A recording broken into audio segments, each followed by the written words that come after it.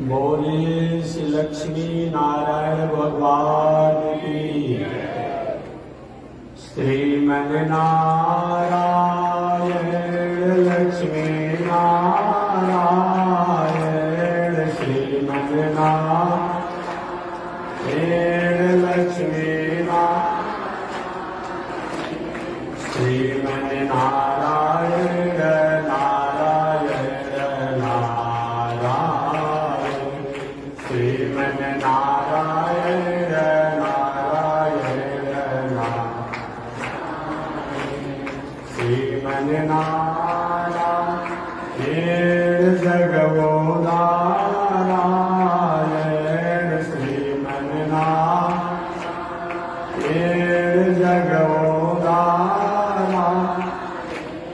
लक्ष्मी नारायण नारायण नारायण लक्ष्मी नारायण नारायण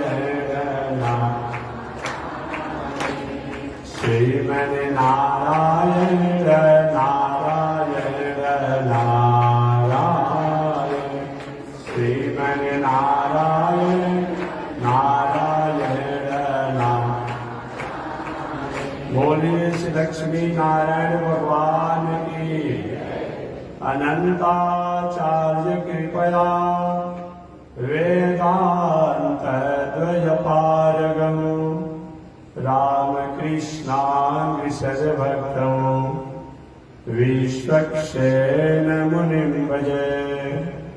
कासायम यज्ञ सूत्रम शुचिवकुशितथा चौगपुण्ड्रं च भाले यस्यास्ते दक्षस्ते कलिकुमतिगिरीन्द्रेन्द्रवज्रं त्रिदण्डं संसाराग्नि प्रशान्त्यै वृतजलममलं दारुपात्रं पवित्रम् श्रीविश्वक्सेन सूरे पदकमलयुगं श्रेयसे संश्रयामि लक्ष्मीनाथसमारम्भां नाथयामुनमध्यमाम् अस्मदाचार्यपर्यन्तां वन्दे गुरोपरम्पराम्।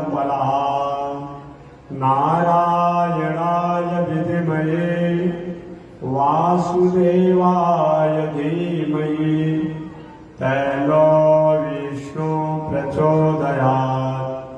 महालक्ष्म्यै च विद्महे विष्णुपत्न्यै च धीमहि तन्नो लक्ष्मी प्रचोदयात्।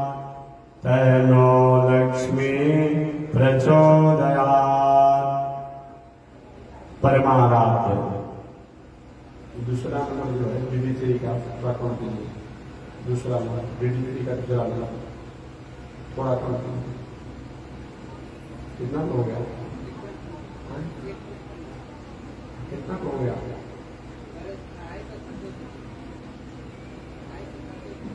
सवा नंबर परमाराध्य श्री लक्ष्मी नारायण भगवान नित्य वंदनीय पूज्य गुरुदेव श्री त्रिदंडी स्वामी जी महाराज के जुगल चरणों में कोटिशः नमन। भगवत भागवत आषाढ़ कैंकर्य पारायण महानुभाव पावन भूमि पर पावन कथा को निवेदन किया जा रहा है। पावन कथा प्रसंग अंतर्गत पिछले दिन निवेदन किया गया था। नैमिषारण्य का पावन क्षेत्र है। 1000 वर्षों तक चलने वाला धार्मिक अनुष्ठान का आयोजन किया गया है। उस आयोजन की अगुवाई विद्यों में श्रेष्ठ शौनक ऋषि कर रहे हैं। व्यास गद्दी पर सूत जी के शिष्य रोमहर्षण सूत के पुत्र उग्र सर्वासुत जी कथा सुना रहे हैं। कथा सुनते हुए बीच में सौनक जी ने सुख जी से प्रश्न किया कि हे सुख जी, मानव के कल्याण के लिए सरल और सहज साधन क्या है? सुख जी ने कहा, साधन तो अनेक हैं, अनंत हैं। उन साधनों में भगवान और भगवान के अवतार की पावन कथा को अपने जीवन के आचरण में श्रवण करना और जीवन के आचरण में उतारना। महाराज, भगवान किसे कहते हैं? सौनक जी ने पूछा, भगवान किसे कहते हैं? सूर्य जी ने कहा, जिसके द्वारा दुनिया फलती है, फूलती है, विकसित होती है और जिसमें जाकर के लय हो जाती है, और जिसके द्वारा बड़े बड़े साधक लोग साधना करके मोक्ष को प्राप्त करते हैं, उनको भगवान कहते हैं। भगवान कितने? भगवान के अनंत अवतार हैं। उन अनंत अवतारों में 1000 अवतार मुख हैं। उन 1000 अवतारों में 108 अवतार मुख हैं। उन 108 अवतारों में 24 अवतार मुख हैं। उन 24 अवतारों में 10 अवतार मुख हैं। उन 10 अवतारों में 4 अवतार मुख हैं। उन 4 अवतारों में 2 अवतार मुख हैं। उन 2 अवतारों में कृष्णावतार कृपा का अवतार है। महाराज, वो 24 अवतार में भगवान इस संसार में अवतार लेकर के कौन कौन से लीला किए, किसके ऊपर कैसे कृपा किए, कब अवतार लिए, किसके द्वारा अवतार लिए, इन कौन प्रसंगों को आप समझें। तो ही सूर्य 24 अवतारों की कथा निवेदन किए थे नैमिषारण्य में, और मैं आप लोगों के सामने 2-3 दिनों से 24 अवतारों की कथा को कहीं व्यास विधि से, कहीं समास विधि से, कहीं विस्तार से, कहीं संक्षिप्त में करके मैं सुना रहा हूँ। तो पहले 24 अवतारों का नाम सुनिए थे। वो कौन कौन 24 अवतार है? सबसे प्रथम, आप भी गिनते रहे, हम भी गिनते रहे। सबसे प्रथम सनक, सनंदन, सनातन, सनत कुमार। यह अवतार ब्रह्मा जी के पुत्रों में, सृष्टि में सबसे प्रथम, हर कोई मनुष्य के रूप में, ऋषि के रूप में, देवता के रूप में, भगवान का अवतार रूप में है। तो ये चारों भाइयों का अवतार है। ये बाल ब्रह्मचारी बन करके आज भी दुनिया में समाज का, प्राणियों का, जगत का मंगल करते हैं। सनकादि का अवतार। दूसरा अवतार वराह अवतार। ब्रह्मा जी की नासिका से छींक आई और उसी से जल के बूंदों सहित एक जीव प्रकट हुआ, जो जंगली सुअर था। बढ़ते बढ़ते देखते विशाल हो गया। हिरण्याक्ष द्वारा पृथ्वी को अपने कब्जा में रखा गया था और जल में डुबो करके रखा गया था, छुपा करके रखा गया था।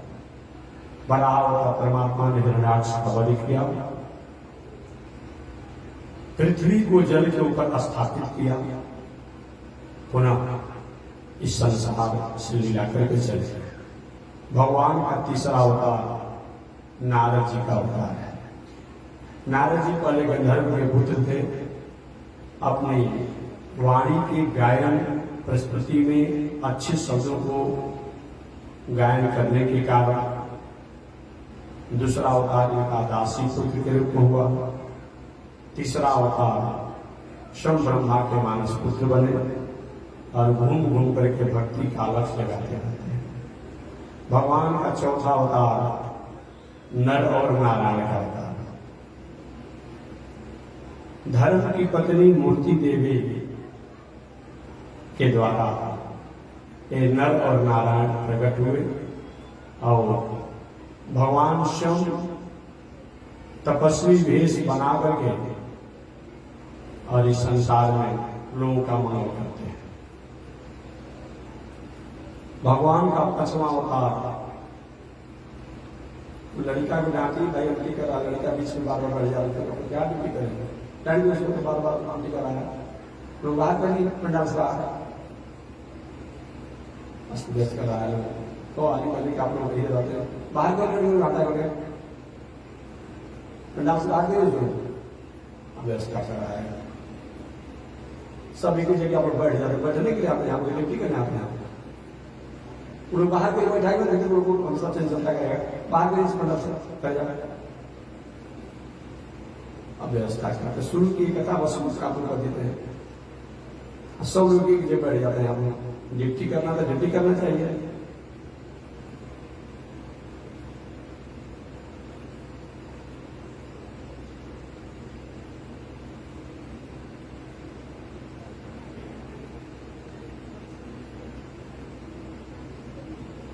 कहने से उन्होंने भाग कर राम जी करते रहता, वो देखते नहीं है, हटाइए उन लोगों को पहले हंसा तो उसका था होगा हाथ को काम करने एक दिन शांति से नहीं कथा करने हैं। अब 10 साल से ड्यूटी करते हैं आप लोग। अरे वो प्रसादी हो सकता है कथा जब समाप्त होगा प्रसादी मिलेगा तो दे दीजिएगा। शांति है आप लोग।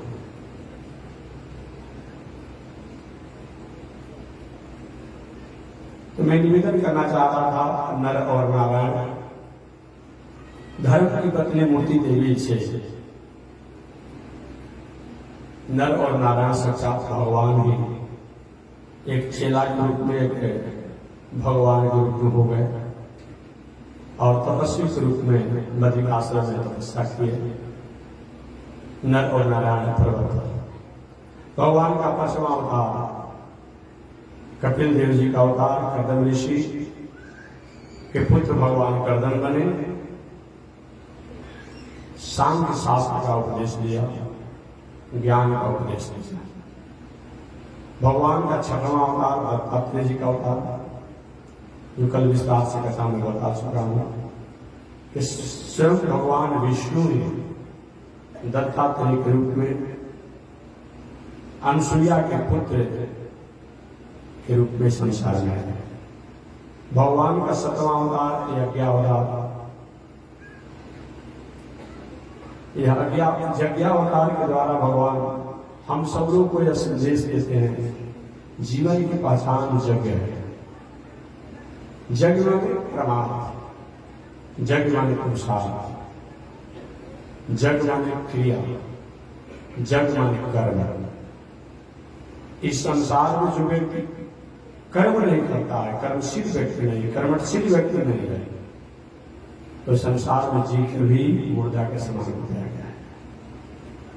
यज्ञावतार भगवान 8वां ऋषभ देव जी का अवतार कि पहले राजा थे, बाद में अपने परिवार बाल बच्चों को उचित अधिकार और उचित व्यवस्था देकर के साधना करके मंगल किए।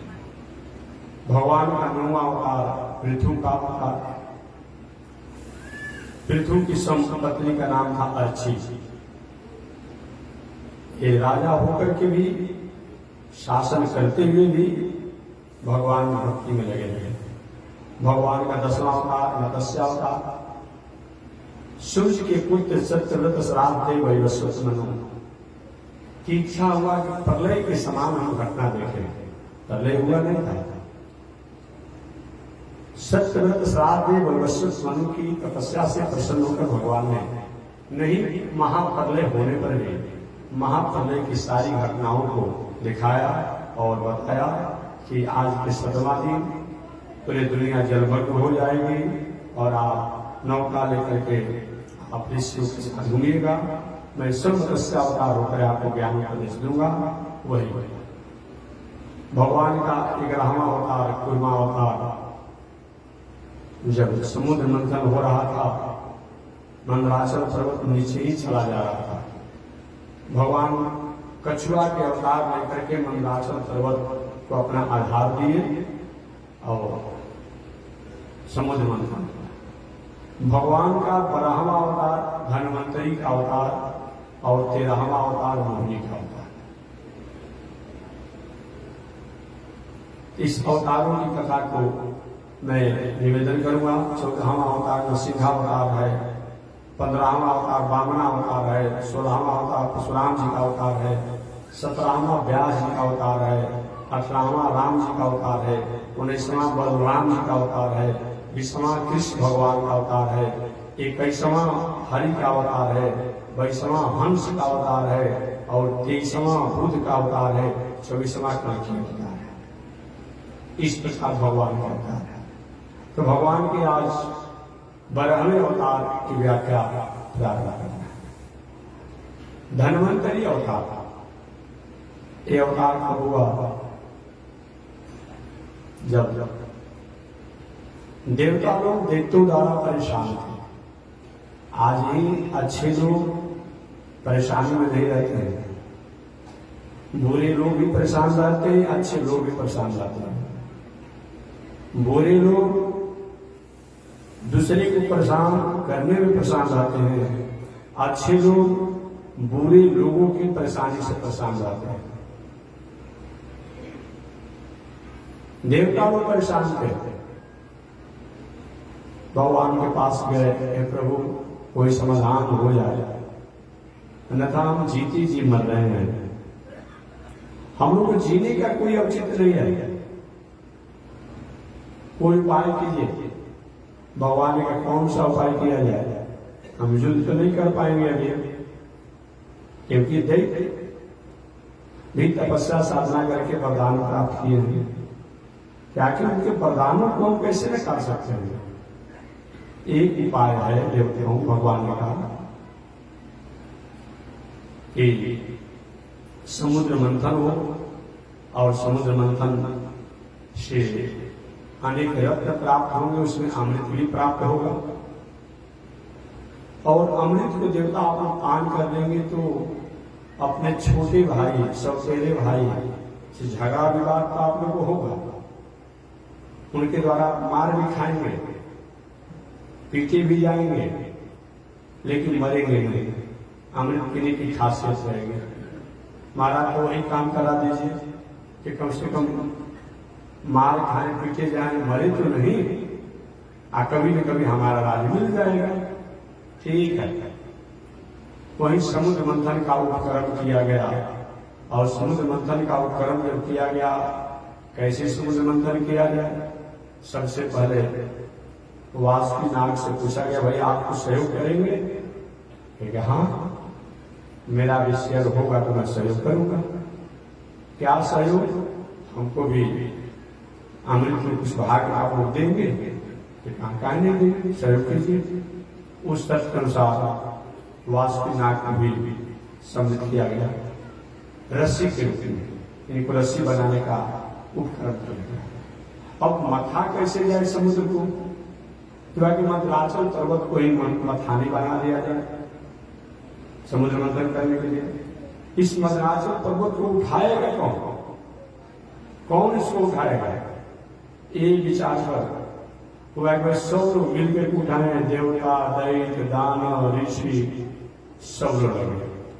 कुछ ही पल के लिए उठाए मंदराचल पर्वत को, ऐसा उसमें वजन था कि देवता से लेके दैत्य से लेकर ऋषि से किसी का हाथ टूट गया, किसी का गोड़ टूट गया, कितने लोग तो दब दब उसी में मर भी गए। दैत्यों ने कहा कि अमृत बाद में मिलेगा, अभी तो पहले हमारे कुल खानदान को लोग मर ही जाएंगे। भगवान ने विश्वास दिया, संभावना दिया। दैत्यों कभी कभी कार्य करने में परेशानी होती है, लेकिन धैर्य प्रदान करना चाहिए। चलो मैं भी सहयोग करूँ। भगवान वही इस मंदराचल पर्वत के सहयोग किए और सब मंदराचल पर उठाने में भी लगे। देवता, दैत्य, दानव उस मंदराचल पर्वत को समुद्र के तट पर लाया गया, क्षीर सागर के तट पर लाया गया। लाने के बाद मंदराचल पर्वत को वासुकीनाग के द्वारा रस्सी के जैसा बांधा गया, एक तरफ लपेटा गया, एक तरफ पूंछ हो गया, एक तरफ मुंह हो गया।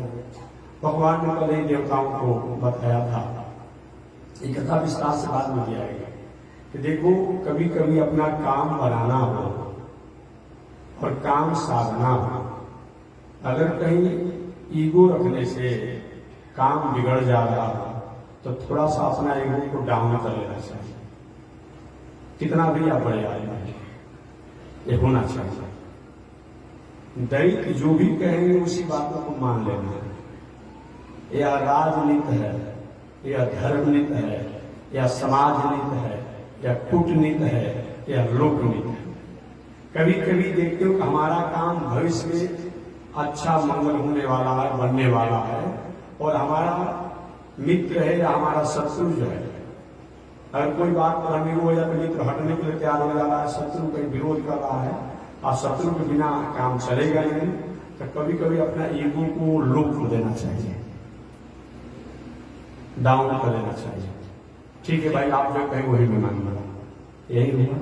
भगवान ने कहा कि अगर वासुकी नाग को बनाया तो जाएगा रस्सी से, लेकिन वासुकी नाग के मुंह की तरफ अगर देवता को बहेंगे और मंथन जब होगा तो उनके बीच से आप लोग निस्तेज हो जाएंगे। इसीलिए आप लोग को रहना है पूंछ की तरफ। क्या करना है? पूंछ की तरफ रहना है वासुकी नाग का, लेकिन प्रस्ताव रखना है कि हम लोग मुंह की तरफ रहेंगे। कभी कभी उल्टा बोलने से भी सीधा काम होता है, कभी सीधा बोलने से उल्टा भी काम होता है।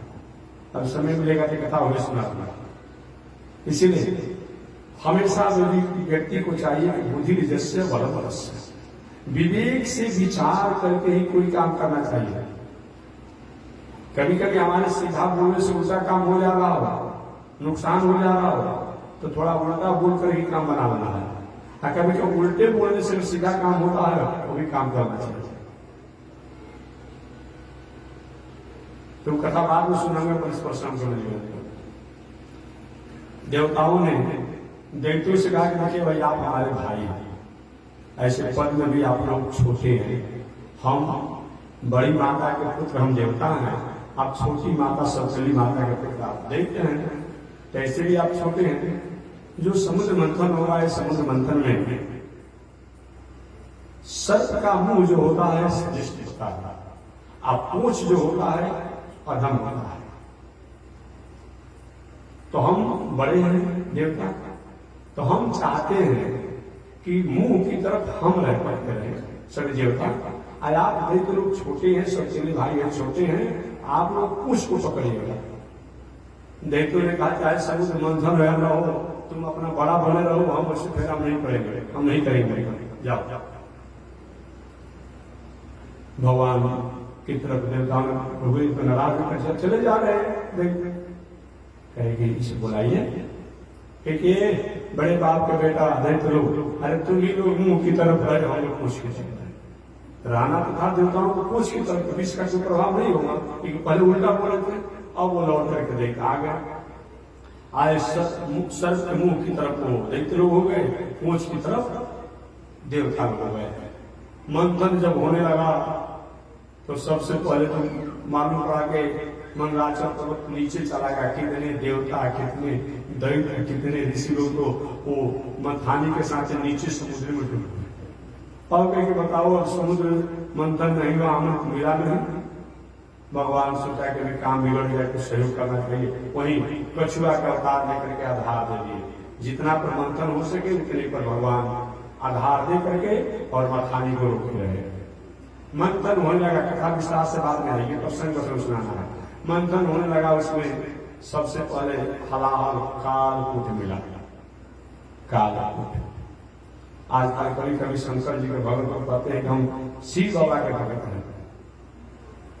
शिव बाबा के भगत बनता है लोग काहे के लिए? गंजा पीने के लिए, अब भांग खाने के लिए।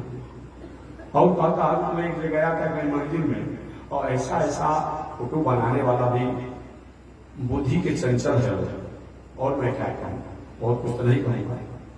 कहाँ उनकी बुद्धि किस बाजार में भूल गई है, भटक गई है या बिक गई है। अब एक जगह मैं देखा शंकर जी के मंदिर में गया, कैलेंडर था, और उस कैलेंडर में फोटो हमने देखा कि शंकर जी के हाथ में चीरम का फोटो बनाया है। ये बताओ कैसे पुराण में ऐसा है क्या? मनमाने ढंग से कुछ बना देता है। कितना बड़ा ये माने अस्वस्थता और मर्यादा का सूचक है। ऐसा ऐसा सब कानून सरकार द्वारा बना दिया जा रहा है, लेकिन इस चीजों को भी बनना चाहिए क्या? तो भाई कम से कम एक जो वैदिक संस्कृति है, एक बात मैंने देखी, आज से 100 वर्ष पहले समाज सुधारकों ने एक जीवन जीने के लिए, देश को चलाने के लिए, मानवों को समन्वय और सहिष्णुता में लाने के लिए या सहिष्णुता में लाने के लिए एक आर्टिकल बनाया गया, एक कानून बनाया गया, उसको जो कोई छेड़छाड़ नहीं कोई कर सकता है अपने मन से। तो ये सब चीजों पर भी कोई संस्कृति संस्कार पर कोई छेड़छाड़ करता है तो सरकार का इस पर कोई जरूर निगाहें होनी चाहिए कि भाई ऐसा वैदिक परंपरा को, संस्कृति को किसी के द्वारा कुछ बोला जाता है, कहा जाता है, लिखा जाता है, इस पर विचार होना चाहिए। न तो किसी को कोई कुछ बोलने लगता है, कोई शंकर जी को गाली देने लगता है, कोई भगवती को गाली देने लगता है, कोई सरस्वती को गाली देने लगता है। कुछ दिन पहले आप नहीं सुने थे, एक समाज सेवी नेता ने अब सरस्वती जी को अलग गाली दे रहा था, शंकर जी को अलग गाली दे रहा था, दुर्गा जी को क्या क्या बोला, पानी से मंच से तो करने की आवश्यकता नहीं, आप पढ़े लिखे को भी सुने होंगे, क्या क्या बोला। फिर ब्राह्मणों को उल्टा बोलना शुरू कर दिया। अरे क्या मतलब होता है भाई, तुम समाज की सेवा में हो, तुम्हारा काम है, तुम कहाँ गली बना, कहाँ नली बना, कहाँ बिजली होना, कहाँ स्कूल होना, कहाँ अस्पताल होना, कहाँ प्रशासन का थाना होना, ये सब व्यवस्था देखो ना। लाइन लगने से क्या होगा, ये क्या मतलब होता है? उन देवी देवताओं को गाली देने से तुम्हें क्या मिल जाएगा? आप आस में फूकेंगे तो क्या हो जाएगा? वो आप ही पर फूक जो है आग कांपने में गिरेगा। ऐसा मत करो, तुम्हारा ये काम नहीं बनता। इस करने से अगर तुम अपने को चाहते हो, उनको पहचान लो, उनको जान ले, तो ठीक है, कुछ समय के लिए कुछ असमरसता असहनता में रहने वाले लोग आपको जान जाएंगे, पहचान जाएंगे, लेकिन ये अच्छी बात नहीं है।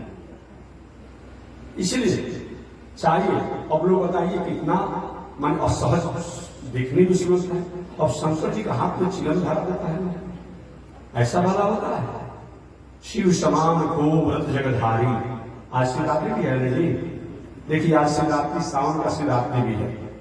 शिव समान को व्रत जगधारी, ऐसे शंकर जी जो व्रत को करने वाले, अब उनके साथ ऐसा व्यवहार, कुछ लोग उनके कहीं हो सकता है कोई लाभ लोग कोई ऐसा काम कर देता है।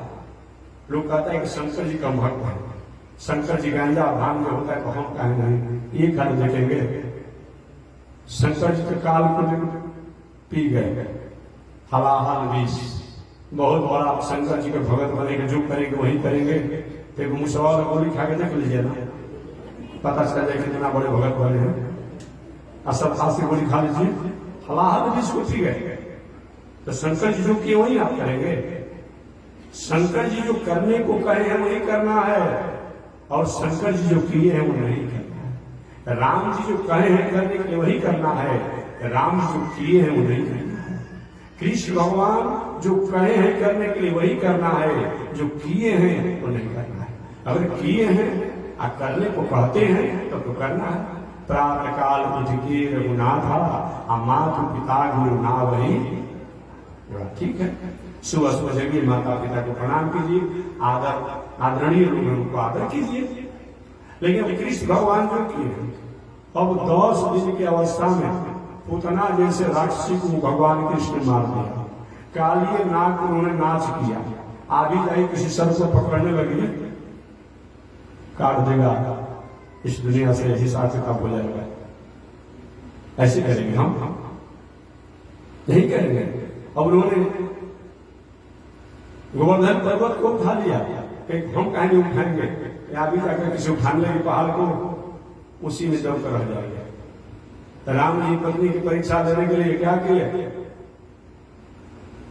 अग्नि परीक्षा की बात आई, तो आप भी अपनी पत्नी पर किसी प्रकार शंका हो जाए, अग्नि परीक्षा अग्नि की परीक्षा में पत्नी तो जलकर मर ही जाएगी, मतलब भूतिन बन जाएगी, हाथ कड़ी लगा करके चले जाएंगे जेल में।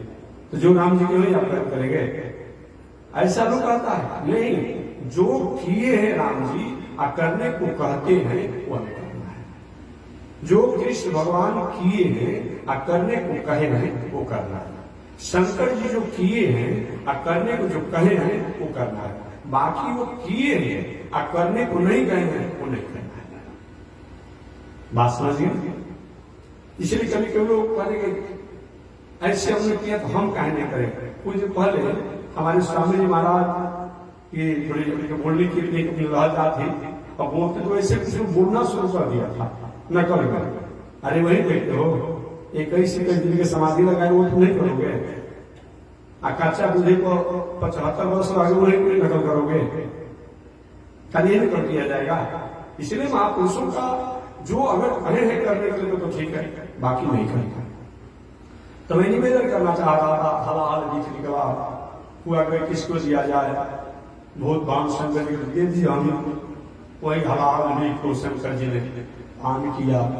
अब पान की जो भीतर पीना चाहते थे, अंदर लाना चाहते थे हृदय से नीचे, ध्यान अरे मेरे हृदय में तो वो श्रीमन नारायण भगवान रहते हैं, भगवान श्रीमन नारायण रहते हैं, लक्ष्मी नारायण रहते हैं, राम जी रहते हैं, कृष्ण रहते हैं, अनेक नाम का है, उन पर कोई प्रभाव न पड़े।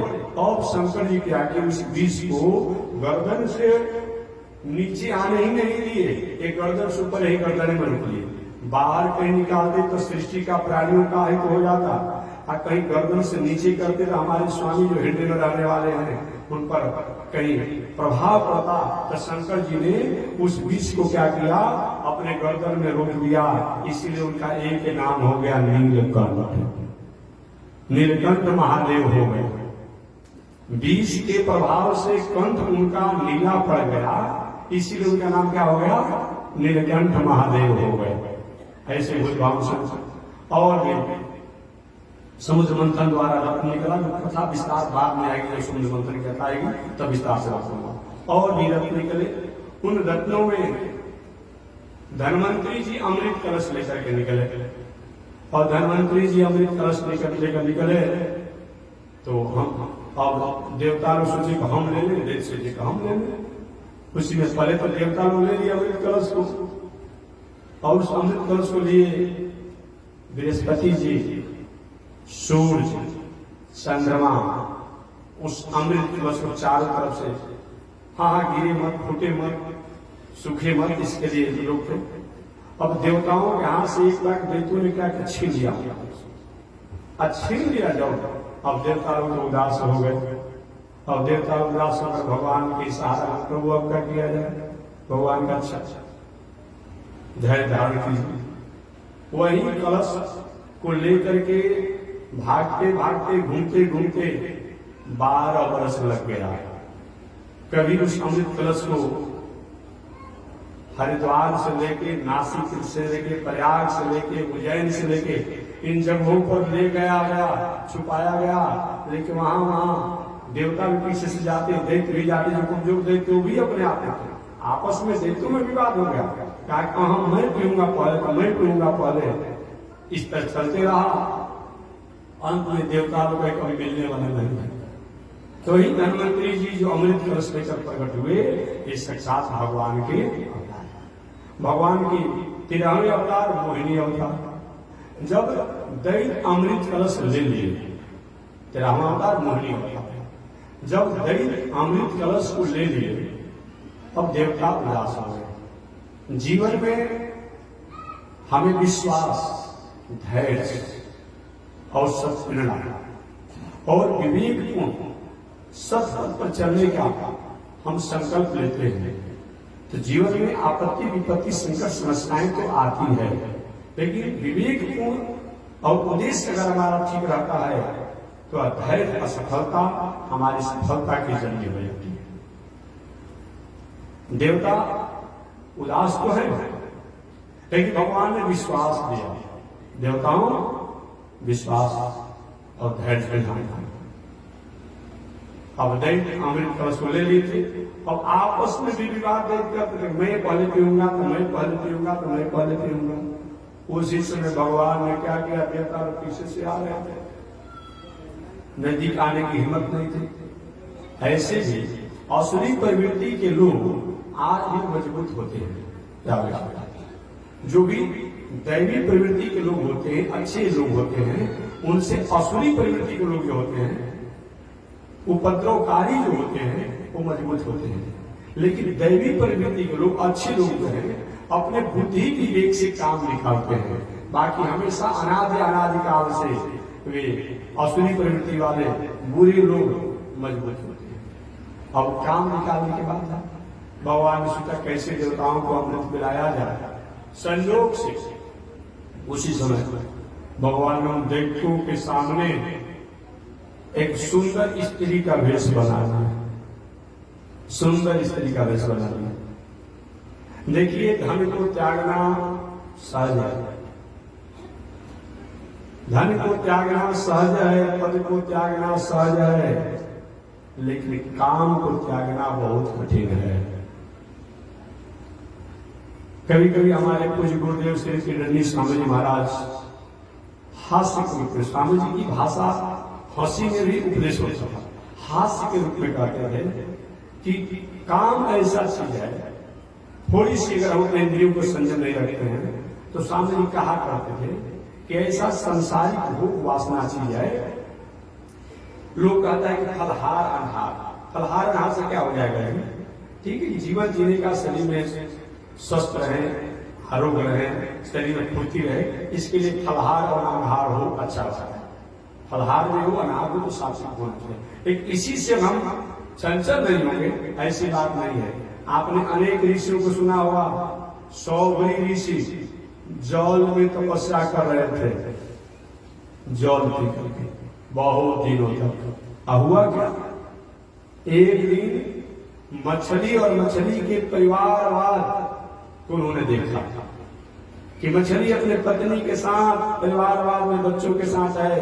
सब ऋषि के जीवन बेकार ना हो गया, इतना जीवन बेकार हो गया। क्या जीवन का मतलब होता है? हमें विवाह करना चाहिए। वही विवाह कौन करे? बुढ़ापा अवस्था हो गया था सबरी ऋषि जी का। अब समझिए, तपस्या द्वारा अपने जीवन को झेल चुके थे बहुत समय तक, सब ठीक था, लेकिन अपने काम पर संयम नहीं कर पाए, सब कुछ उनके पास। अंत में चले गए। मंधाता राजा की 50 कन्याएं थी। राजा मंधाता से कहे कि मैं आपकी बेटी से विवाह करना चाहता हूँ। अब वो इसे कहे कि नहीं विवाह करेंगे, शराब दे देंगे। महाराज ठीक है, मैं अपने 50 बेटी को बुलाता हूँ और जो आपको पसंद कर लेगी उससे आप विवाह कर लीजिएगा। अपनी 50 पुत्रियों को मंधाता राजा ने बुलाया और खड़ा कर दिया कि बेटी तुम जो पसंद करो और इनसे जो पसंद करोगे उसमें विवाह कर दूंगा। इन सब के साथ 50 ने नाक से खोल लिया। ये बूढ़ा आदमी मरने वाला ऐसे विवाह कौन करेगा? कौन विवाह करेगा? कोई सरकार नहीं की। और सौर्य मेरी इस बुढ़ापा को देखकर ऐसा हो रहा है, मेरी धुरियां शरीर में पड़ गई है। अब समझिए, काम पर संयम नहीं कर पाए और हुआ क्या? अपने शरीर को दिव्य युवक बना लिया। साधना किए थे, युवक बन गए। उन्हें कहने में विवाह करना चाहता हूं तुम्हारी बेटी से राजा। उन्हें अपनी बेटियों को बुलाया और बेटियों को बुलाया तो मंधाता को 50 पुत्रियों ने कहा मैं विवाह करूंगा, मैं विवाह करूंगा, मैं विवाह करूंगा। और 50 का हाथ पकड़ लिया और 50 मंधाता राजा की बेटियों से सौरी ऋषि का विवाह हुआ। अब 1 से 50 हो गए, अब 50 से 500, एक पत्नी से 10-10 संतान। अब उसके बेटा। एक दिन अचानक सौरी ऋषि को अरे ये क्या हो गया? मैं कहा था कि ऊंचाई पर पहुंचा था, एक मछली के परिवारवाद को देख के आज मैं भटक गया। कभी मनोरथा नाम न समापय, मनोरथ की कभी समापन नहीं होती है। जैसे हमेशा मैं कथा कहता हूं, आग की ज्वाला में लकड़ी के टुकड़े को डालते रहिए, किरण को डालते रहिए और सोचिए कि ज्वाला शांत हो जाए। ऐसा नहीं होगा।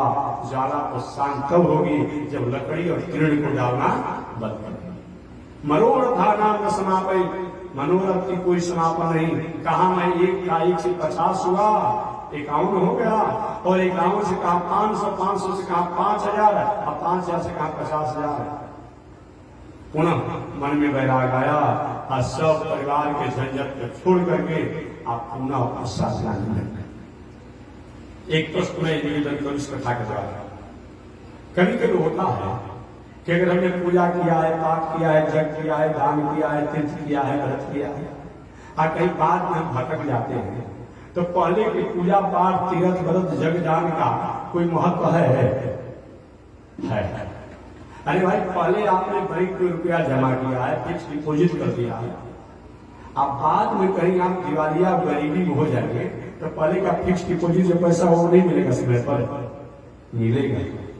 आपने जो कर्ज लिया है दिवालिया में, वो भी नोटिस आएगा आपके पास कि आपने किसी बैंक से कर्ज लिया दिवालिया होने पर किसी से कुछ लिया, उसका भी नोटिस बार बार आएगा, कोई वारंट भी होगा, बहुत कुछ होगा, आपको जेल में भी जाना पड़ेगा। लेकिन पहले का जो फिक्स डिपोजिट किए हैं उसका भी लाभांश आपको मिलेगा।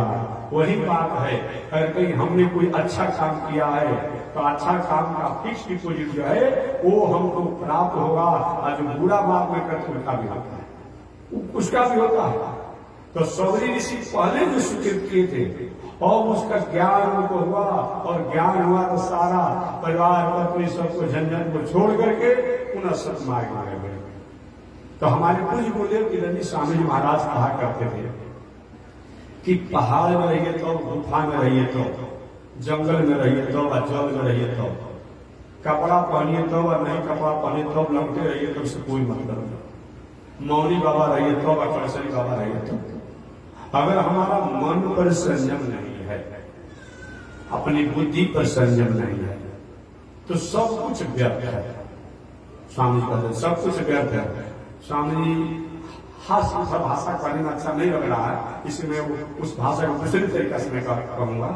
स्वामी जी कहते हैं बताओ, अगर ये बात कहा जाए कि फलाहारी करने से कोई व्यक्ति संयम हो सकता है, कुछ नहीं भटक सकता है, तो गाय है, बैल है, सांड है, एक खाली स्वामी जी अपनी भाषा में कहते थे, एक बार कोई आवाज लगाता है और क्या करता है, ये सांड जो अपना भोजन छोड़कर भाग जाता है। देखिए क्यों देखे हमने अपने गाय अपना खाना छोड़ भाग जाते, भैंस अपना भोजन छोड़, ये तो शाकाहारी है भाई, घास फूस खाते हैं लोग, ये तो शाकाहारी है। इसीलिए ये मतलब नहीं है कि हम फलाहारी हैं, हम कहें तो हमारा पढ़ाई नहीं होगा। अगर कहीं हमने संयम और सावधानी को भूला तो चाहे कोई भी हो, उनको भटकने से कोई रोक नहीं सकता। इसीलिए मुख्य बात यही है कि हम चाहे कितना भी ऊंचाई पर हो, हमें संयम होना चाहिए। एक और इसी से कथा मैं सुना दूं। एक बार कथा भी सुनाया गया। काशी के एक संत थे, बहुत ऊंच कोटि के, साधना की ऊंचाई में, रोज गंगा जी नहाने तीनों काल जाते थे, संध्या वंदन पूजा पाठ करते। जिस रास्ते से जाते उसी रास्ते में एक वेश्या का घर था। अब जब महात्मा जी उस गली से निकलते, वो वेश्या कहते, बाबा जी ये तुम्हारा दाढ़ी जो है असली है कि नकली है? आज हम लोग से कोई कहते थोड़ा सा हम लोग उदास हो जाएंगे। महात्मा जी भी भजना में थे, कोई जवाब नहीं देते, मुस्कुरा कर पुनः लौट कर जब आते स्नान करके तो वही वेश्या वही प्रश्न कहते, बाबा जी तुम्हारा दाढ़ी असली है कि नकली है? महात्मा परेशान से क्या कर भाई, यही रास्ता है, आते हैं तब आ जाते हैं तब यही बात करती है वेश्या है, वेश्या है, क्या इसे बोला जाएगा।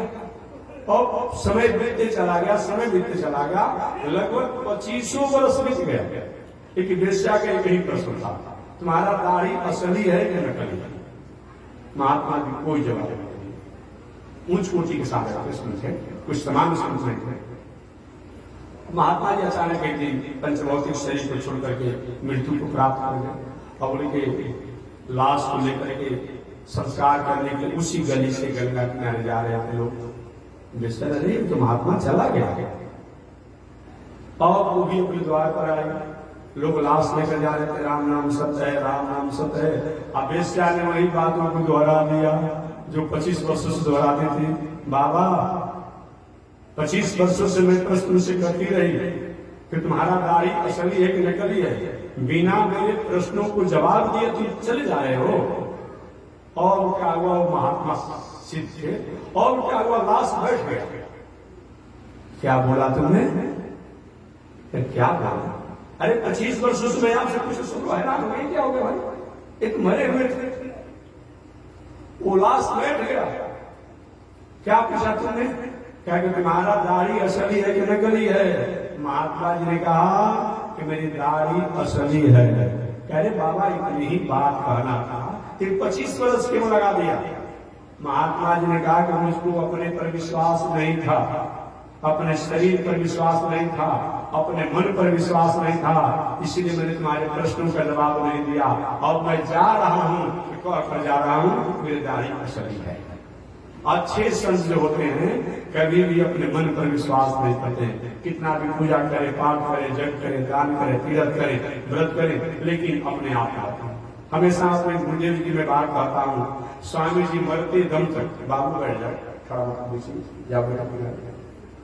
हमारे पूज्य गुरुदेव श्री श्री रवि स्वामी जी महाराज इतनी अवस्था धर चुकी थी, क्योंकि उनका वृद्धावस्था का फोटो देखेंगे, शरीर झुर्रियां सब पड़ गए अंतिम स्थिति में, फिर भी जो सन्यासी की एक मर्यादा होती है, एक संत का एक मर्यादा होता है, मर्यादा है, भेदभाव नहीं है, उसको पालन किए। सन्यासी को कम से कम 3-4 चीजों से संयम रहना चाहिए, जो हमारे पूज्य गुरुदेव श्री त्रिदंडी स्वामी महाराज बक्सर बिहार वाले ने पालन किया। और भी दुनिया में कोई हो सकता है, लेकिन और सबसे ठीक है, लेकिन एक काम अभी हमको दृष्टि में नहीं समझ में आ रहा है कि एक कामों से दुनिया के आज के संत महात्मा कहीं से अलग कोई होगा ऐसा कि काम छुपा होगा, पर्वत में होगा, पहाड़ में होगा, सब ठीक है, घर परिवार छूट जाता है, सब कुछ छूट जाता है, लेकिन एक काम नहीं हो पाता है जो स्वामी जी महाराज ने सभी था। वो क्या चीज?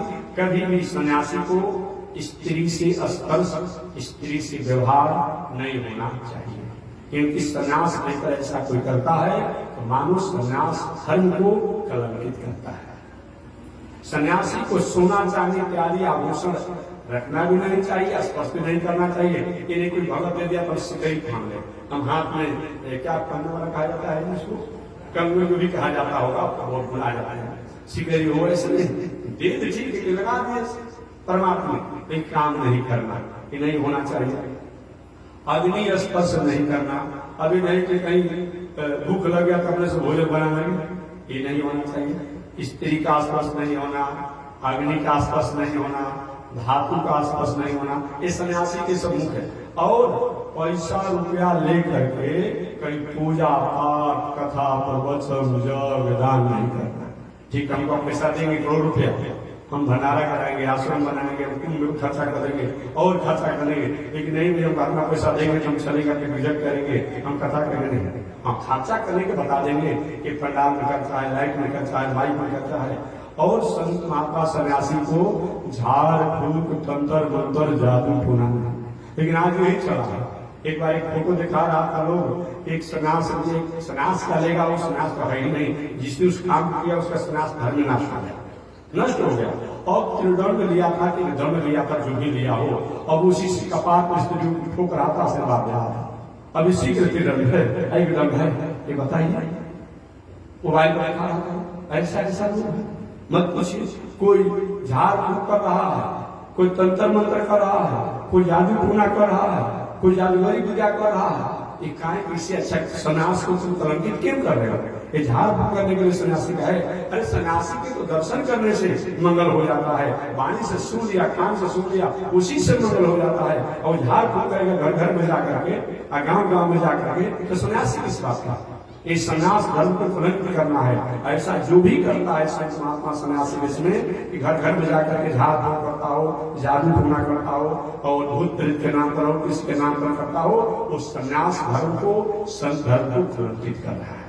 भले दुनिया के लोग उसको अच्छा माने, लेकिन ये बात अच्छी नहीं है, ऐसा नहीं होना चाहिए। तो हम लोग पूज्य गुरुदेव स्वामी जी महाराज, और समझिए अंतिम समय तक जो मर्यादा की अंतिम सीमा जो होती है, उस सीमा से कभी पीछे नहीं हटे। स्वामी जी को क्या बिगाड़ सकता था जी? अब 95 वर्ष की अवस्था में स्वामी जी का क्या बिगड़ने वाला है? लेकिन जीवन भर अपने संयम में रहे, अपनी मर्यादा में रहे। आज का नया नया शादी हो रहा है, कल संन्यास लिया, परसों दंड लिया, चौथा दिन लाल कपड़ा पहना, अब हमारा कुछ नहीं। और जितना अपना झाड़ फूक तंत्र मंत्र मेहरानी सब इसी में नजारा में लगा हुआ है। ऐसा व्यक्ति करता है तो संत शास्त्र धर्म को कलंकित करता है, ऐसा नहीं होना चाहिए। तो मैं निवेदन करना चाहता हूं, मोहिनी अवतार भगवान ने ऐसा रूप बनाया, ऐसा रूप बनाया कि मत पूछिए, अब मत पूछिए। इतना सुंदर अपूर्व रूप को भगवान मोहिनी रूप ने बनाया। अरे साधारण मोबाइल और टेलीविजन में कभी फोटो देख लेते हैं तो आप सेंसर हो जाते हैं, भटक जाते हैं। आज जहां भगवान ने तय कर लिया है कि असुरों को हमें मोहित करना है। इतना सुंदर सुंदर रूप बनाए, चमक चमक चमक चमक करके चल रहे हैं, वस्त्र पहने हुए, लेकिन आभूषण से संपन्न है। कभी कभी ये वस्त्र से थोड़ा गिरा देते हैं, कभी कभी दैत्यों की तरफ देखते हैं, कभी लगते हैं दैत्य कितना सुंदर है। आपस में वार्तालाप करते हैं, शायद विधाता ने हम लोगों के लिए ही सुख भेजा है। ये कैसे बात करेंगे, इससे कैसे बात करेंगे, एक हमारी बात कर लेंगे क्या है। और मोहिनी अवतार अचानक उन दैत्य जो अमृत के कलश लिए थे आपस में झगड़ा कर रहे थे, कुछ भी हो जाएगा लेकिन हम देवताओं को नहीं पिलाएंगे, क्योंकि हमारे परंपरा से जन्म जन्मांतर के हमारे विरोधी है, सबसे बड़े भाई हैं, हमेशा हमारे साथ इनका व्यवहार कपट रहता है, ऐसा नहीं होने देंगे। भले हम लोगों ने शर्त लिया था कि अब जब समुद्र मंथन होगा, अमृत होगा तो दोनों बराबर बराबर पिएंगे, लेकिन नहीं पिलाएंगे नहीं पिलाएंगे नहीं पिलाएंगे, देवताओं का ये तय किया था। उसी समय मोहिनी अवतार भगवान प्रकट हुए। अपूर्व रूप था, कैसा शक्ति अपूर्व। अचानक एक दैत्य ने कहा, हे देवी जी क्या तुम्हारा परिचय है। मोहिनी अवतार भगवान ने थोड़ा सा मुस्कुराए, भले आए इतने बड़े कुल खानदान को होकर के, कश्यप ऋषि के पुत्र होकर के शर्म नहीं आती है। एक अपरिचित नारी से तुम बात करते हो, शर्म नहीं आती है। थोड़ा भी अपने पिता का संस्कार नहीं है, अपने कुल खानदान का संस्कार नहीं है। उन दैत्यों ने कहे, देवी जी हमको जैसे तुम डांट रही हो, हम लोग ऐसे थोड़े हैं तुम डांट रही हो।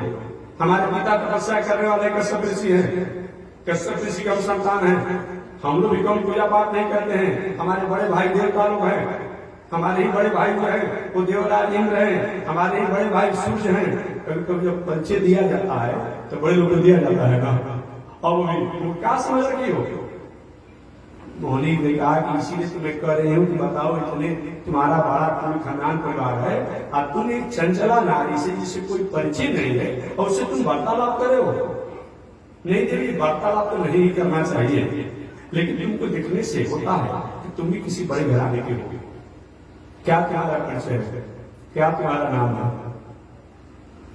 मोहिनी अवतार भगवान ने कहा, मेरा परिचय विशेष कुछ नहीं, मैं अच्छा अच्छा अच्छा अच्छा भीड़ क्यों लगा हुआ है। मोहिनी अवतार ने पूछा, एक पीछे से लोग दौड़ते भी आ रहे हैं, आप लोग भी किसी वस्तु को लेकर भाग रहे हैं, उनको क्या है। क्योंकि देखो तुमसे मैं गोपनीय बात कह रहा, समुद्र मंथन हुआ, उसमें शर्त रखा गया था कि अमृत जो निकलेगा हम देवता और दानव दोनों पिएंगे, देवता और दानव दोनों पिएंगे। समुद्र मंथन हुआ, अमृत निकला, अब हम नहीं चाहते हैं अपने बड़े भाई देवताओं को पिलाना, नहीं चाहते हैं। अब बताओ इसमें क्या करना चाहिए। मोहिनी अवतार ने कहा, देखिए ये अपना निजी विवाद है भाई का, इसमें हम क्या करेंगे। और दैत्य इतना मोहिनी अवतार में आसक्त हो गए, देवी जी देखो अमृत की बात तो अपने जगह पर, लेकिन अगर तुम चाहो तो इस अमृत को ले लो और जिसको पिलाना है पिला दो, बस मेरा हो जाए। यही तो स्वरूप है, धन संपत्ति सब कुछ आप जाता है लोग जो ऐसे लोग हो जाते हैं। अब अमृत जैसे तत्वों को दैत्यों ने मोहिनी को देने के लिए तैयार हो गया। पहले तो मोहिनी अवतार ने मेरे त्याग दिखाई, ये भाई देखो हमारा कोई परिचय अच्छे नहीं होता, क्यों तुम विश्वास करते नहीं, तुमको देखने से पता चलता है किसी कुल खानदान बड़े घर के हो, ले लो। और बड़ियारी दैत्यों ने क्या किया, वो मोहिनी अवतार को अमृत कलश दे दिया। मोहिनी अवतार भगवान ने जैसे पिलाऊंगा तुमको मानना होगा। सभी दैत्यों ने एक स्वर से कहा, चाहे जैसे पिलाओ, जितना पिलाओ पिलाओ, बस तुम्हारा हमारा बस समझ हो जाना चाहिए। अब मोहिनी अवतार ने कहा, सुनिए ऐसे नहीं चलेगा। एक कौन है पीछे से दौड़ते आ रहे हैं, अरे यही में मेरे भाई हैं, सब तेरे भाई हैं, बड़ी माता के पुत्र हैं, बड़े मेरे भाई हैं देवता, इनको नहीं पिलाने का हम सोच रहे हैं। मोहिनी अवतार ने कहा, देखिए एक समुद्र मंथन से क्योंकि अमृत प्राप्त हुआ है, बहुत दिन तक समुद्र में रहा, और इस अमृत में गाढ़ा जो है नीचे बैठ गया है, पतला जो ऊपर है, अगर बात चल ही रहा है तो पतला पतला अमृत जो है यदि देवताओं को पिला दिया जाए और गाढ़ा आप लोग को पिला दिया जाए तो आप लोग हिष्ट पुष्ट हो जाएंगे, अमर हो जाएंगे। अब पतला देकर उनका विवाद समाधान हो जाएगा। और दैत्य इतना आसक्त हो उस मोहनी में, देवी जी चाहो तो पूरा अमृत उनको पिला दो, कोई मतलब नहीं है, बस तुम हमारा हो। मोहनी अवतार ने अपने बस में कब्जा में उन दैत्य को ले लिया, इशारा कर दिए। विष्णु भगवान का कर्म था, देवताओं को जल्दी आओ, मौका मिला। इशारा किए, बैठ गए किनारे बैठा, इधर दैत्यों से कह गए तुम बैठो। उसी दैत्यों के बीच में एक सर्वहा आया, क्या नाम था उसका, उस नाम से अभी नहीं राहुल उसका बैठो, सौरभानु का कुछ नाम था, जो कभी आप याद नहीं था। वही दैत्य था, वो बैठा था दैत्यों की पंक्ति में। अमृत जब बता रहा था तो सूर्य चंद्रमा, सूर्य बैठे थे, चंद्रमा बैठे थे, उन्हीं के बीच मुंह से आगे बैठ गया। आज भी कुछ लोग होते हैं, कुछ लोग होते हैं और क्या कि आकर के बैठ गए। अमृत को भगवान मोहनी अवतार बांट रहे थे और बांटते बांटते अमृत बांटते हैं देवताओं को, हम मुस्कुराते हैं राक्षसों को देकर। और राक्षस तो बस निहाल हो गए, निहाल हो गए। आकर्षण बताओ, मनुष्य कितना इसका स्नेह है, भले अमृत उधर बांट रही है लेकिन हमको देकर मुस्कुरा रही है, बस यही नहीं कुछ चाहिए। ये जितने ऐसे लोग होते हैं वो सारा धन संपत्ति ताप जाते इसी में ना, इसी में ताप जाते हैं। और वो सर्वानु जय जाकर बैठ गया। इधर विष्णु भगवान ने एक स्वरूप थे, इशारा किया देवताओं ने, सूर्य और चंद्रमा ने महाराज उस पंक्ति का है, हटाना पहले विवाद हो जाएगा ना। और भगवान ने क्या किया, अपना चक्र छोड़ा और चक्र छोड़ते ही वो सर्वानु का गर्दन कट गया। अब कट गया तो ऊपर वाला राहु और नीचे वाला क्या, अमृत पी लिया, अमृत पी लिया था, इसीलिए मरने की बात नहीं। अब भले ही राक्षस है लेकिन देवता नहीं होने पर भी अब देवता की कैटेगरी में उसको भी ले लिया गया।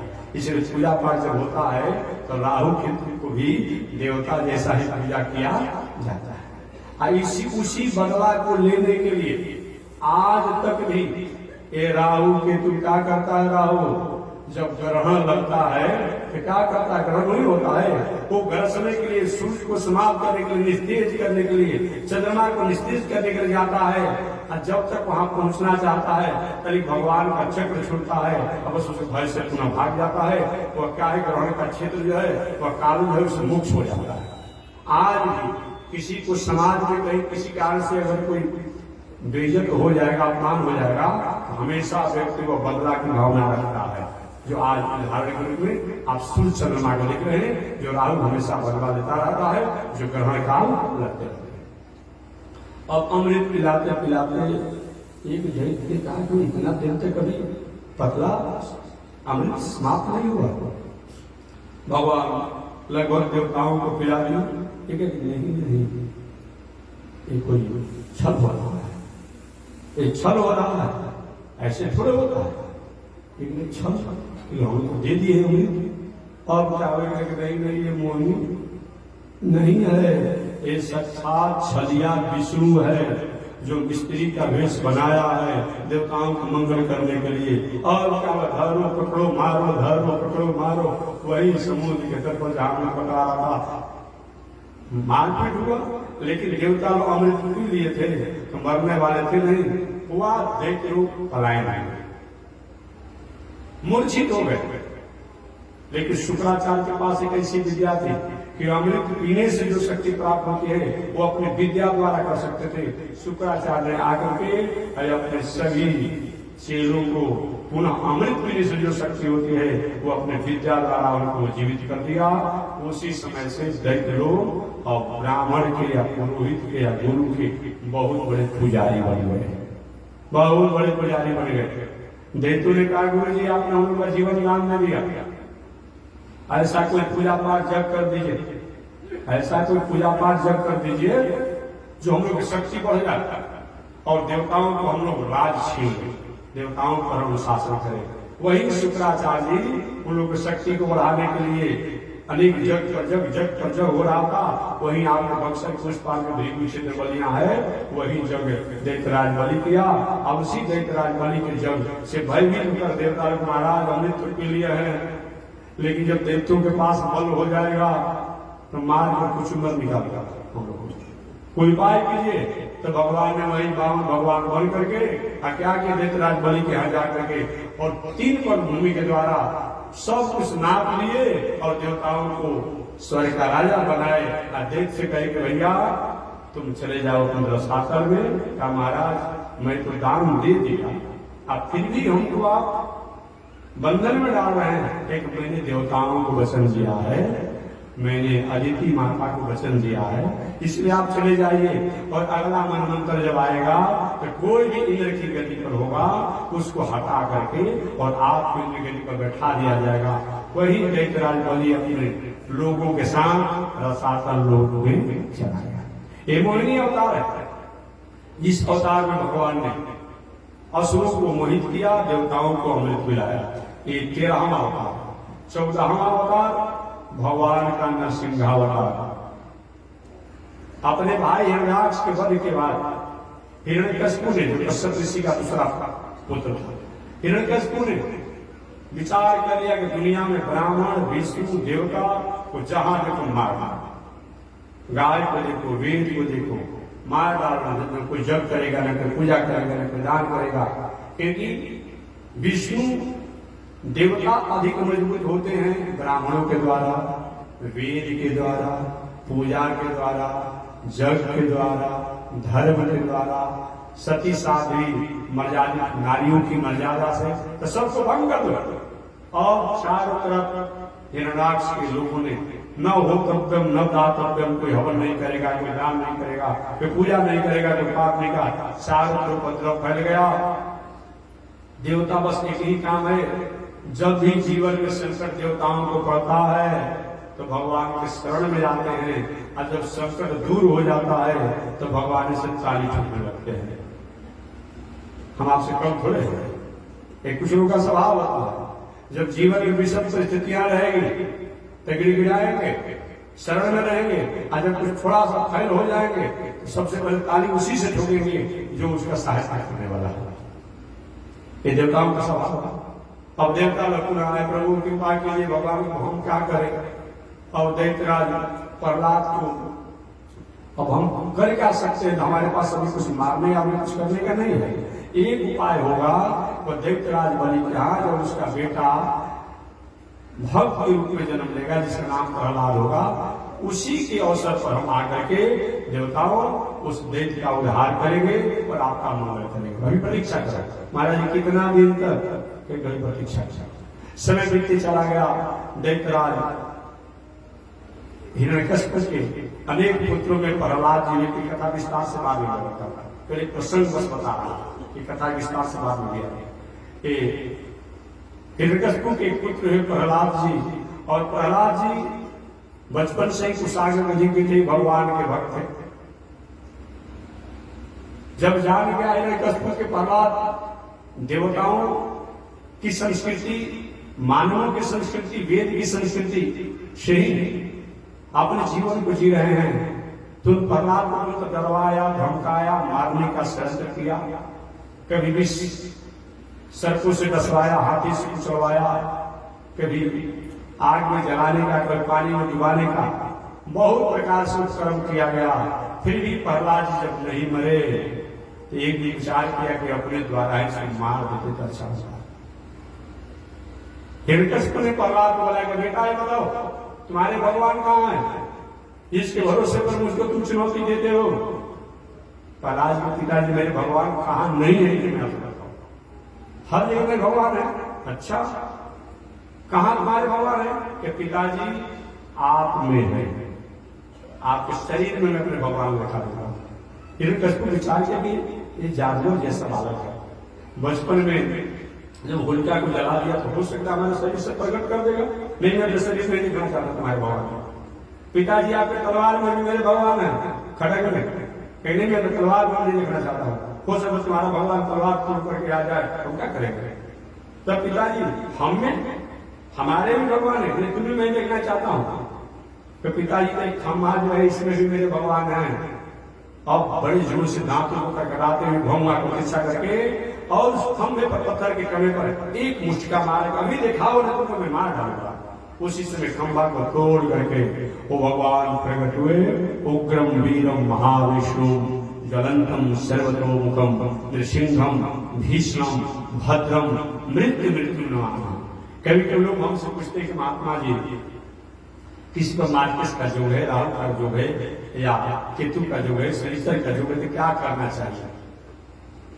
तो हम सीधी सीधी बात बताते हैं कि देखिए नरसिंह भगवान एक ऐसे हैं कि 100 लोग ये महामृत्युंजय के महामृत्युंजय मार्केस के महामार्केस हैं। इन नरसिंह भगवान को ध्यान करो, इनके मंत्रों को जपो, सब जतरा उपद्रवकारी करो, सब शांत हो जाएगा। उग्रम सबसे पहले तो उग्र है।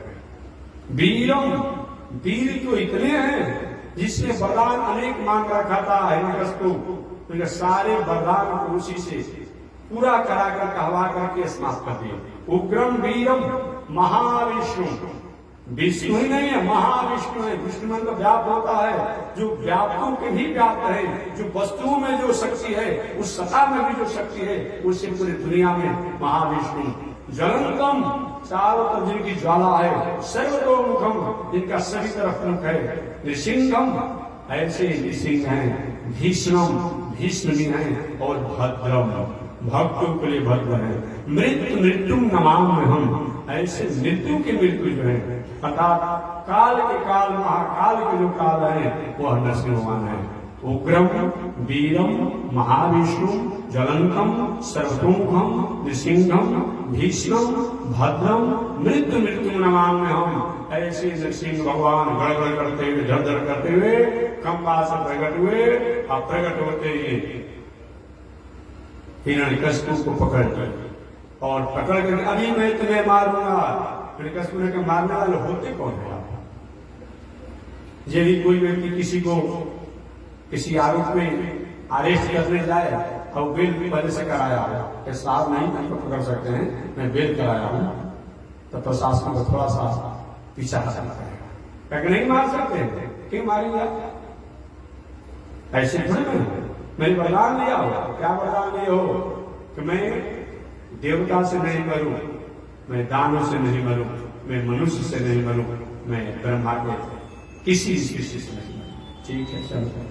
और क्या तुमने वरदान दिया है कि मैं ऊपर नहीं मरूं, नीचे नहीं मरूं। नृसिंहावतार भगवान ने कहा जो गोद जो होता है ये न ऊपर होता है न नीचे होता है, तो मैं तुम्हें गोद में रख के और मारूंगा। कहीं नहीं, हम बाहर नहीं मरेंगे, भीतर नहीं मरेंगे। एक घर का चौकट जो होता है वो बाहर में नहीं होता और भीतर में नहीं होता है। भगवान को मैं घर के चौकट को बढ़ गया, ये न बाहर है न भीतर है। फिर भी हमें आप नहीं मार सकते हैं, तो मैं न अस्त्र से मरूंगा न शस्त्र से मरूंगा। भगवान ने कहा कि तुम्हारे जैसे चीलन को मारने के अस्त्र से उठाना पड़ेगा, मैं अपने नाखून से मारूंगा। सिंह का नाखून तीखा होता है। फिर भी हमें आप नहीं मार सकते हैं, क्यों? हम 12 महीना में नहीं मरने के वरदान में हैं। कहीं कि अभी 13वां महीना चल रहा है हमारा मास, इसलिए भी तुम्हारा प्रतिज्ञा पूरा होगा। फिर भी हमें आप नहीं मार सकते हैं। मैं ब्रह्मा की सृष्टि में नहीं मरने का वरदान लिया हूं। भगवान का नाराज दुष्ट नलायक। ब्रह्मा का सृष्टि हम करते हैं, ब्रह्मा हमारी सृष्टि करते हैं। ब्रह्मा का सृष्टि हम नहीं करते हैं, अनेकों ब्रह्मा को मैं बनाता हूं, ब्रह्मा हमारी सृष्टि करते हैं। मैं ब्रह्मा की सृष्टि में नहीं हूं। और वही भगवान ने अपने नख से उसके छाती पर प्रहार किए तो उस औषधि को निकाल करके माला लगा देंगे। खून शिव चारों तरफ फुआरा फेंक रहा है, जैसे कोई ट्यूब हो पानी का या पाइप हो, उसमें से कहीं पानी का प्रेशर पड़ा, फट गया तो कितना फवारा देता है, वैसे खून का फवारा दे रहा है। अब देवता लोग किनारे खड़े हैं, प्रहलाद जी भी बगल में। प्रहलाद प्रभु आज ऐसा मृत्यु में फंस रहे हैं। प्रहलाद देवता लोग भयभीत है, दानव भयभीत है, सब लोग भयभीत है, लेकिन प्रहलाद जी हंस रहे हैं। अच्छा, सिंह कितना भी बड़ा शिकारी है, बासमती या दूसरा व्यवहार बाजाने सिंह को वहीं भी देखे होंगे। एक चूहा, आप लोग बिल्ली को देखे होंगे, बिल्ली और बिल्ली का बच्चा। बिल्ली कितने जोड़ में आक्रोश में होकर के चूहे के पकड़ती है, चूहे के बच्चे को पकड़ती है। लेकिन जो बिल्ली का बच्चा जो है, देख कर माता को थोड़ा भी भयभीत होता है? नहीं होता है, वो तो कूदता है कि मेरी माता शिकार कर रही है। और समझिए, भगवान ने सिंहावतार हिरण्यकश्यप का वध कर दिए और प्रहलाद जी खड़े हैं, मुस्कुरा रहे हैं। भगवान ने धड़ से प्रहलाद जी को अपने दूसरे जगह पर बैठा दिया और जीवों से मुंह चाटने लगे। भगवान कहते, क्षण तब्यो में अपराध, बेटा प्रहलाद मेरे अपराधों को क्षमा करो, जो तुमको इतना कष्ट दिया गया, सताया गया, फिर भी तुम अपने सत्पथ को त्याग नहीं किया। इसलिए हमें आने में देर हुई, लेकिन तुम्हें प्रतीक्षा करने में तुमने तेजी नहीं किया, प्रतीक्षा कर रहा। भगवान कहे कि वरदान मांगो, लेकिन वरदान मांगने ही नहीं आता, वरदान क्या मांगे। भगवान ने क्या किया, अपना हाथ फेर दिया, और हाथ फेर दिया तो प्रहलाद जी की वाणी निकल गई कि प्रभु आप वरदान देना चाहते हैं तो मेरे पिता की अधोगति नहीं होनी चाहिए।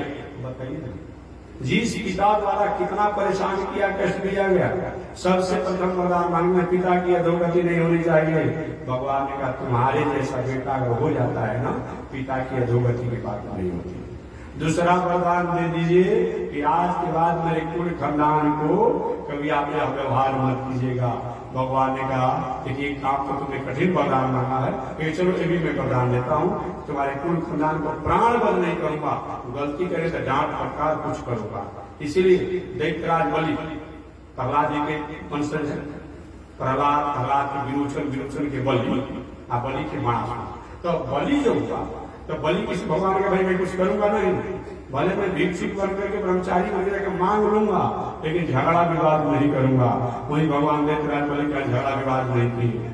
और बलि के पुत्र बाणासुर भी भगवान श्री कृष्ण से झगड़ा किया, आप जानते होंगे भागवत के अनुसार।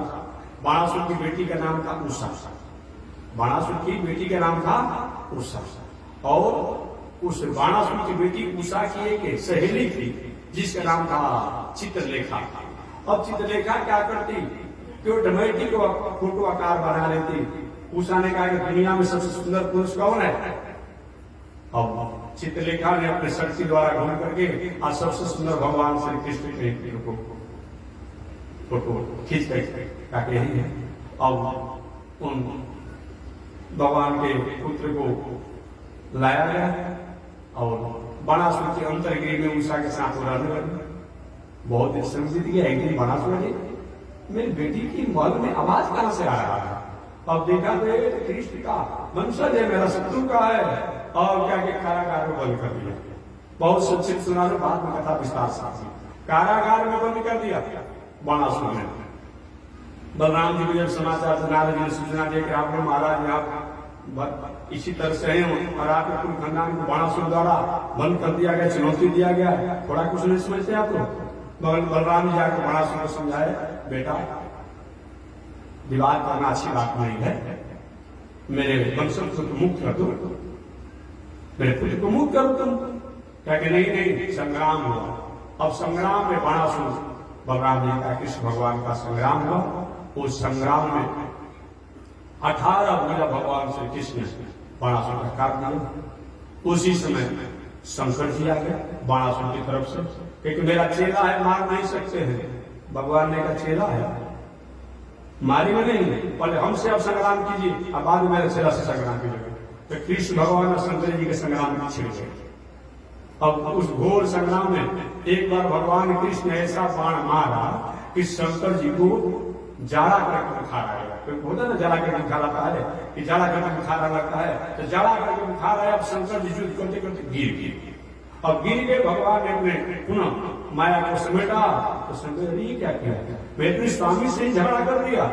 शंकर का प्रभु क्षमा कीजिए, जो मैंने आपसे विवाद किया, विरोध किया। भगवान का क्षमा नहीं, इस कथा को जो पढ़ेगा वो विजय को प्राप्त करेगा, मेरी भक्ति प्राप्त होगी, मेरी माया को मुक्ति प्राप्त होगी। आप जाइए बाबा, आप यहाँ कैसे आए कि मेरा चेला है, मैंने वरदान दिया है क्या वरदान दिए हैं कि नहीं मारने का? कहे देखिए मैं इसे कुल खानदान को पहले वरदान दे चुका हूं कि मृत्यु दंड नहीं दूंगा, लेकिन किसी प्रकार अपराध करेंगे तो दंड दूंगा। तो 18 भुजा इसका काट लिया और 2 भुजा छोड़ दिए तो जाएगा। वही भगवान ने तुम्हें कहना चाह रहा था कि बाणासुर को भी 18 भुजा काट 20 को भुजा था बाणासुर, 18 भुजा काट कर 2 भुजा छोड़ दिए। दैत्यराज बलि से भगवान झगड़ा नहीं किए। प्रहलाद जी को वचन दिए कि ठीक है चलो ये भी वरदान मांगे। तीसरा वरदान मांगे प्रहलाद जी, प्रभु आपके चरणों में मेरी भक्ति हो। भगवान ने कहा कि तो राज करो, राजा बनो, अब बाद में मेरा भक्त बन जाओगे, मेरे लोक में मेरे सेवक बन करके रहोगे। जैसे जय विजय और उड़ाते हैं ना, उस तरफ तुम भी रहो। इस प्रकार भगवान ने वरदान दिया प्रहलाद जी को। और देवता लोग उधर से आए, देवता लोग आकर के स्तुति करना चाहे। बड़े जोरों से नरसिंहावतार भगवान गर्जन किए, सारे देवता भाग गए। लक्ष्मी जी के पास महाराज जी आपके स्वामी जी नाराज है। मेरे स्वामी भला नाराज है? शांताकारम भुजगशयनम पद्मनाभम सुरेशम, ऐसा होता है क्या? नहीं आज तो नाराज है।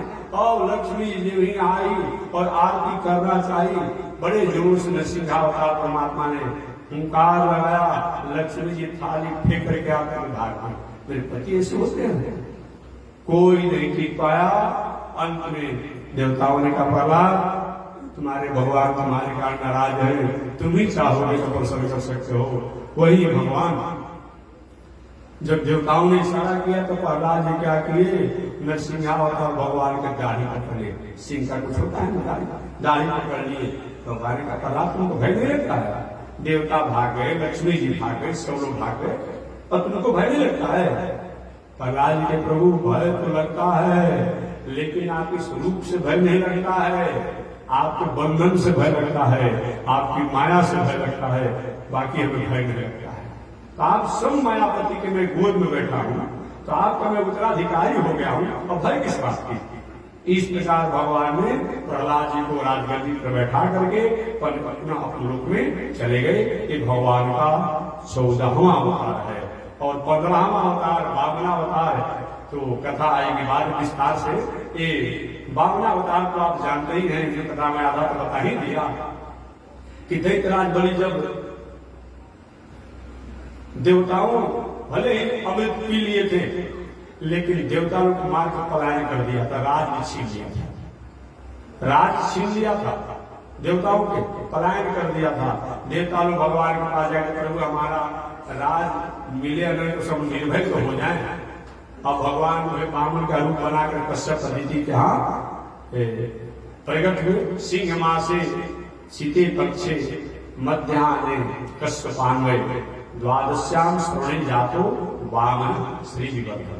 ये भादों के महीना में सिंह मास, सावन भादों को सिंह मास कहा जाता है, सावन के महीना को और भादों के महीना को सिंह मास कहा जाता है। तो सिंह मास से सीते पक्ष शुक्ल पक्ष में मध्याह्न काल में कश्यप और अदिति की कृपा से सिंह मास से सीते पक्ष मध्याह्न द्वादशो तिथि, और द्वादशी का तिथि था। एकादशी के बाद द्वादशी का तिथि था। द्वादशी विष्णु का प्रधान तिथि होता है। द्वादशी तिथि को हमारे बामन भगवान प्रकट हुए, और प्रकट होकर के कुछ ही समय में फलित फलित और बड़े हो गए। जगह कोई संस्कार का अधिकार प्राप्त कराया गया। सब लोगों ने अलग अलग दक्षिणा में दिया। किसी ने छतरी दिया, तो किसी ने खड़ाव दिया, किसी ने जनेऊ दिया, तो किसी ने कपड़ा दिया, किसी ने भिक्षा पात्र दिया, और ले जाकर सब कुछ पैसा रुपया में दान दक्षिणा में दिया गया। जो लेकर के बृहस्पति जी को दिया गया। बृहस्पति जी कहे इतने दक्षिणा से काम नहीं चलेगा, हमारा जजमान जो है बहुत दिन से परेशान है, देवता लोग आपको दैत्यराज बलि के यहाँ जाकर के 3 पग भूमि का दक्षिणा लेना पड़ेगा, और वो हमको दीजिए।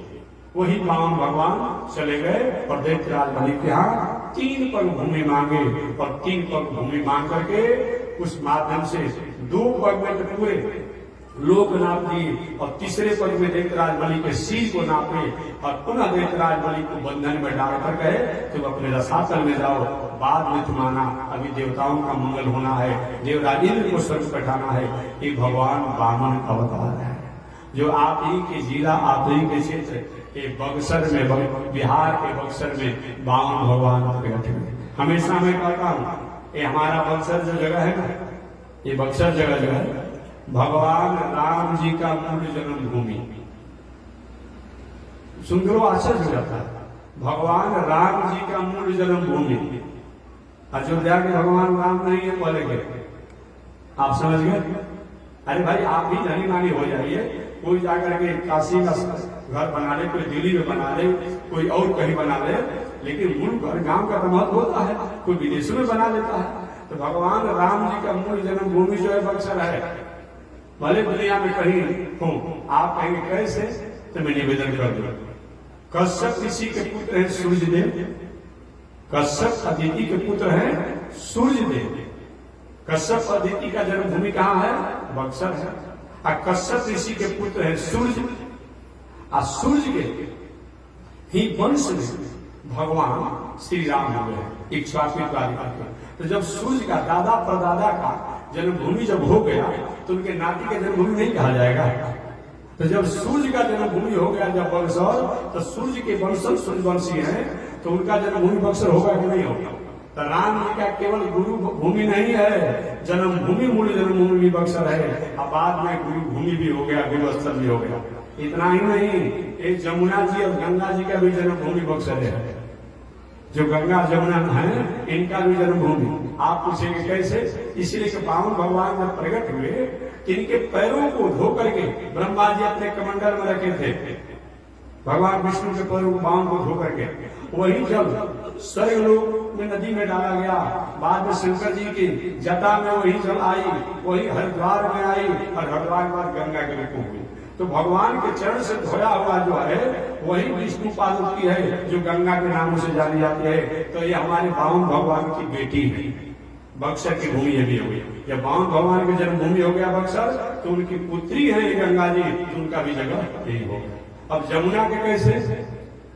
सूर्य की बेटी है जमुना, और जब सूर्य का जन्मभूमि हो गया बक्सर, तो सूर्य की बेटी का जन्मभूमि बक्सर होगा कि नहीं होगा?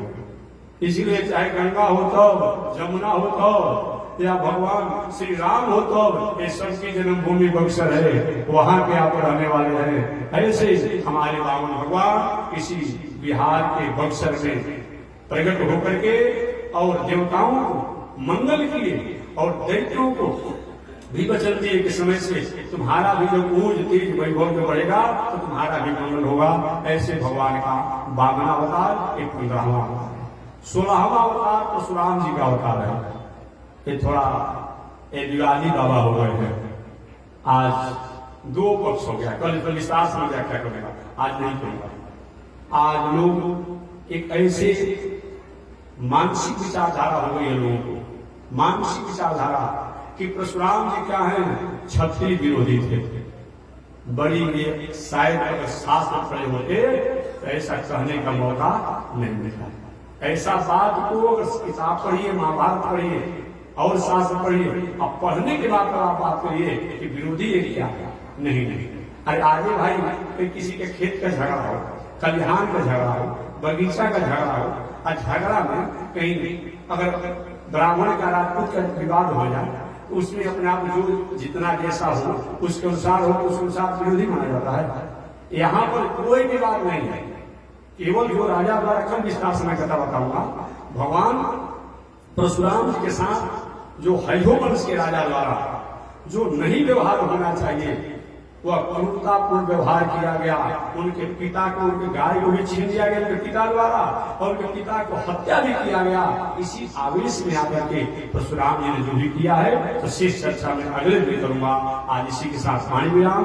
कल 16वां अवतार परशुराम जी का अवतार, 17वां अवतार व्यास जी का अवतार, 18वां अवतार राम जी का अवतार, 19वां अवतार बलराम जी का अवतार, और 20वां अवतार कृष्ण का अवतार। इस हल्का हल्का इशारा करेगा, क्योंकि बाद में विस्तार से कथा आएगी। इस प्रकार कल मैं निवेदन करूंगा। आज इसी के साथ वाणी विराम। एक बार भगवान का नाम। श्रीमन नारायण लक्ष्मी नारायण, श्रीमन नारायण लक्ष्मी, श्रीमन नारायण नारायण नारायण,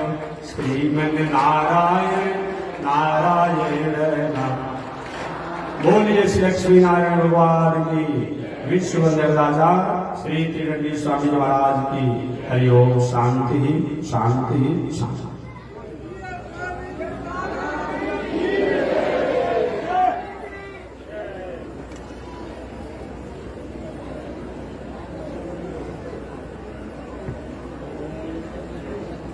ओम चंद्रमा मनसो जात, चक्षो सूर्यो अजायत, श्रोत्राद्वायुष प्राण संसारजायत, ईश्वरे लक्ष्मी सपत्न्या बहुरात्रि, पार्श्वे नक्षत्राणि रूपमस्मिनौ व्याप्तम्, ईश्वरनिघाणा मुम्बईघाण, सर्वलोकं मयीघाण। लक्ष्मी नारायण भगवान की, विश्व वंदनाचार्य श्री त्रिगंडी स्वामी महाराज की। हरिओम। शांति शांति शांति।